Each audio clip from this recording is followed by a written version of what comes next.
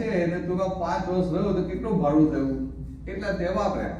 પછી આ ભાડામાં પેલું મકાનમાં એપ્રિસિએશન થયું, એ પાછું વાત કરવું પડે ને, એ વધી ગયું ને પાછું. તો કે આ પછી એટલે એમાં પુણ્ય તારું જોવું પડે. પછી ગયા પછી કોઈને આપીને જવું પડે કે કોને આપવું પડે? છોકરાઓને જ આપે ને, દૂરનાને તો આપે નહીં ને. પાછા છોકરો ઘરે બોલાવતો ના હોય.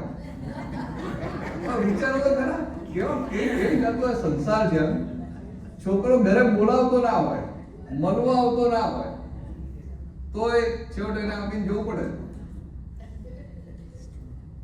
આ સમજવા માટે એટલે દાદા કહે છે કે આ પૈસા એટલે આ બધા કારણે આ જે વાપર્યા એટલે તારા. એમાં પાછું શું કીધું કે તે તારા માટે વાપર્યા એ બધા ગટર વાગ્યા. તે તારા માટે વાપર્યા બધા ગટર વાગ્યા અને પારકા માટે વાપર્યા એ તારી કામમાં લાગશે. હવે આપણે તો કેટલા વાપરીએ પારકા માટે?